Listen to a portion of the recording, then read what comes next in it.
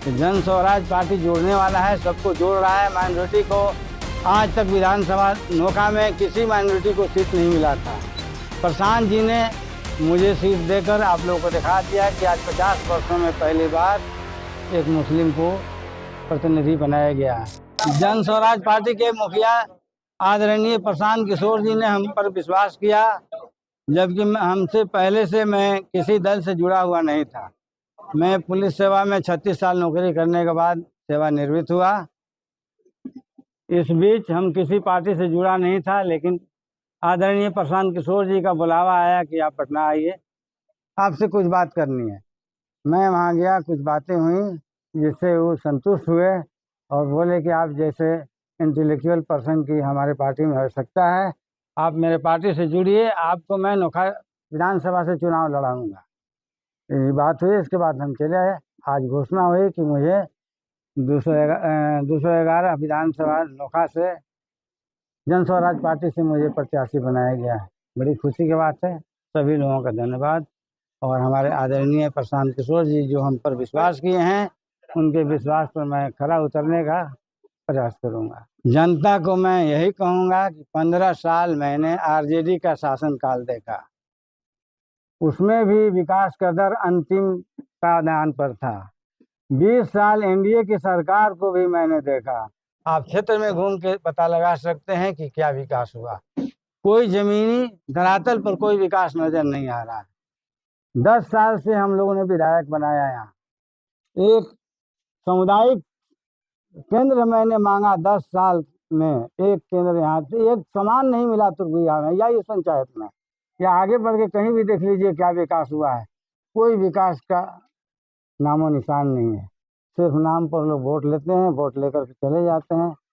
तो प्रशांत जी का विजन, प्रशांत जी का रोड मैप मुझे पसंद आया, इसलिए उनके साथ मैं जुड़ा। जन स्वराज सबसे जुड़ी हुई पार्टी है। जन स्वराज को सारे धर्म, सारे मजहब, सारे जाति के लोगों का वोट मिलेगा। जन स्वराज पार्टी जोड़ने वाला है, सबको जोड़ रहा है। माइनॉरिटी को आज तक विधानसभा नोखा में किसी माइनॉरिटी को सीट नहीं मिला था। प्रशांत जी ने मुझे सीट देकर आप लोगों को दिखा दिया कि आज 50 वर्षों में पहली बार एक मुस्लिम को प्रतिनिधि बनाया गया है। और अपने पूरे कंस्टिट्यूएंसी में 243 में उन्होंने अंदरूनी हमको पता चला है कि 40 सीट मुसलमानों को देने जा रहे हैं। मुसलमानों की भागीदारी को सुनिश्चित कर रहे हैं। मुसलमानों की भागीदारी को सुनिश्चित कर रहे हैं। कह रहे हैं कि वोट दो या ना दो, लेकिन तुम्हारी भागीदारी मैं सुनिश्चित करूंगा। दोनों पार्टी से जो भी नाखुश लोग हैं, सभी लोग जन स्वराज से जुड़ रहे हैं। खास करके यूथ वर्ग, सभी लोग जुड़ रहे हैं। उस वोट को हमको लेना है, उस वोट को हम आगे आगे बढ़ाना है। मेरे पास जाति धर्म से बात नहीं, सभी जाति धर्म के बंधन को तोड़कर हमको मुक्त होकर ये सब आलतू फालतू बात से सब एक होकर के प्रशांत किशोर जी का हाथ को मजबूत करना है। लोग यही सोचकर वोट हमको करेंगे। विधानसभा से मैं अपील करूंगा कि प्रशांत जी के पार्टी से जुड़िए। उनका रोड मैप, विजन बहुत ही अच्छा है। उन्होंने कहा है कि शिक्षा में सुधार करेंगे। शिक्षा का स्तर बहुत बदतर है।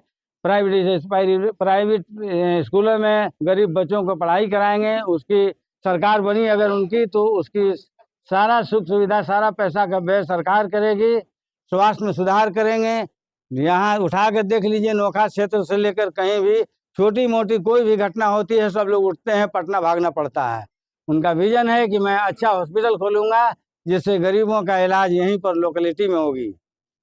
और पलायन की दिशा में उन्होंने कहा है कि पलायन रोकने का हम रोकेंगे। कृषि को बोले हैं कि इसको कमाऊ मत समझें, इससे इनकम का जरिया बनाएं। इसको हम मनरेगा से जोड़ेंगे, जिससे गरीब मजदूर इससे जुड़ेंगे, उन लोगों को भी लाभान्वित करेंगे।